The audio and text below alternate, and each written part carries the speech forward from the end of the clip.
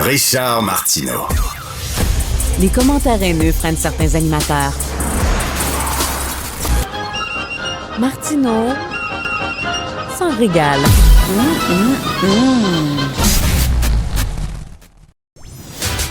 On devrait en faire le plus possible en dépensant le moins possible. Emmanuel Latraverse. Kitching, kitching, kitching, kitching, kitching. On va mettre plus d'argent, ça va régler le problème. Ça règle pas les problèmes. Est-ce que l'électorat va en avoir pour son argent? Ça se peut pas! Si vous n'avez qu'une chronique à lire aujourd'hui, lisez celle d'Emmanuel Latraverse sur la gauche qui ne cesse de descendre dans les intentions de vote. C'est vraiment une super chronique. Écoute, ils sont rendus à 7%, Christy. C'est incroyable, Emmanuel.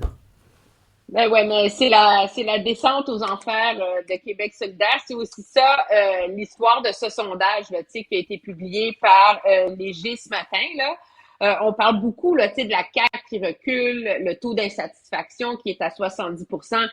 Mais quand Québec solidaire est à 7%, je veux dire, ça consacre son statut de parti totalement marginal. Là. Puis c'est assez intéressant parce que quand on rentre dans les détails du sondage, la première chose qu'on voit, puis c'est peut-être pas surprenant, mais c'est que la base de Québec solidaire s'est effondrée. T'sais, rappelle-toi, là, pendant longtemps, QS, c'était le parti des jeunes. Québec organisait sur les campus, gagnait les villes universitaires.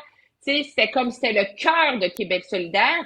Or, en ce moment, Québec solidaire est ex-aequo avec la CAQ en 3e place, sont derrière le Parti libéral pour le vote des moins de 34 ans. Wow. Puis, il y a deux choses, ce qui est quand même assez révélateur, c'est que quand tu vas sur le site web de Québec, tu sais, le monde qui tripe sa politique, là, puis qui croit au projet d'un parti politique, là, qu'est-ce qu'ils veulent faire dans la vie? Ils veulent travailler pour un parti politique. Ben, en ce moment, je vous jure, sur le site web de Québec solidaire, il y a plus de postes, d'affichage de postes qui sont publiés cet été qu'il y a de communiqués de presse. Aïe, Donc, aïe.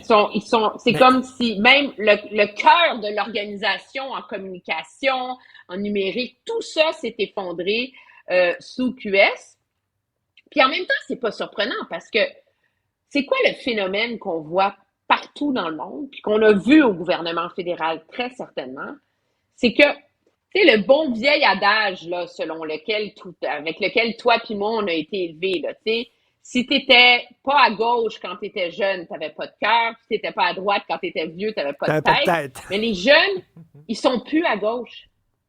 Les jeunes, ils migrent massivement vers les partis de droite. Ça, c'est un échec de la gauche, là.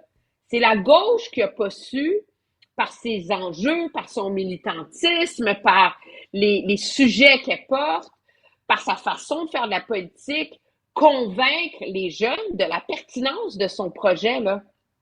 Donc, c'est comme si la gauche... Tu trouves pas que Gabriel Nadeau-Dubois doit rire un peu dans sa barbe, parce que c'est ce qu'il voulait faire avec QS, les ramener un peu sur le plancher des vaches, puis parler au vrai monde.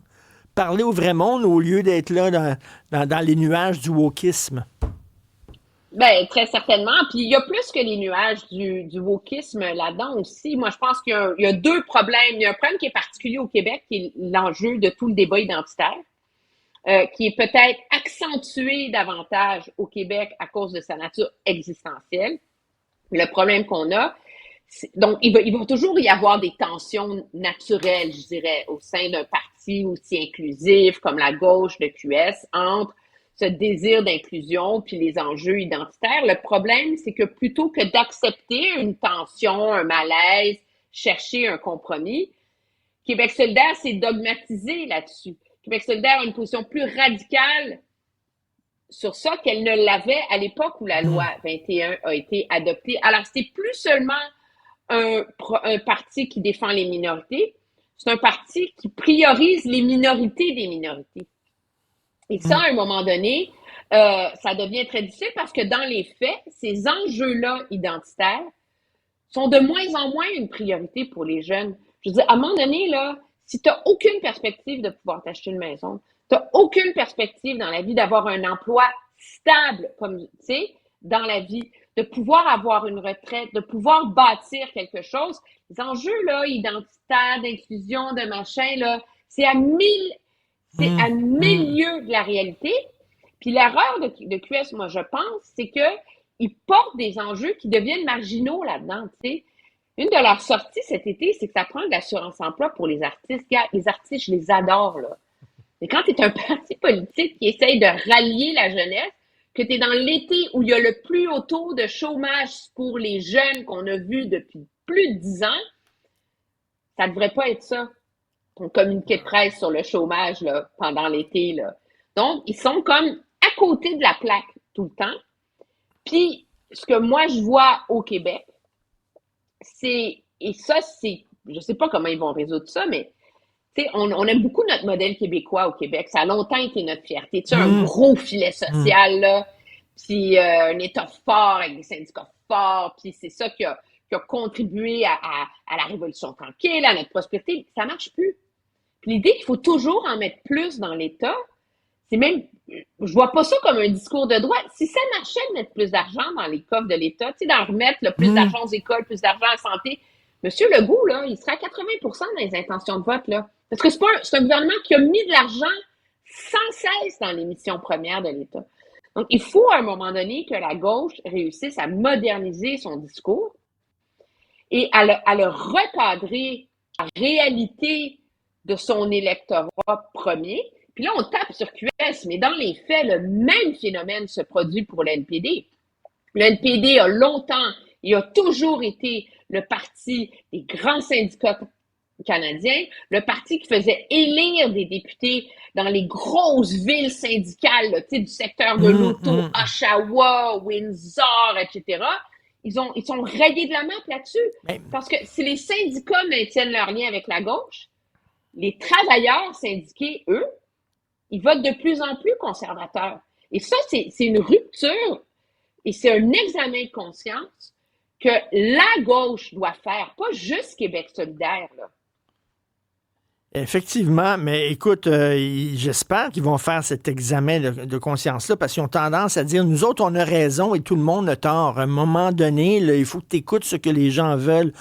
Écoute, le sondage léger montre que 70% des Québécois sont insatisfaits du gouvernement Legault. On a une petite vidéo qui démontre ça très bien.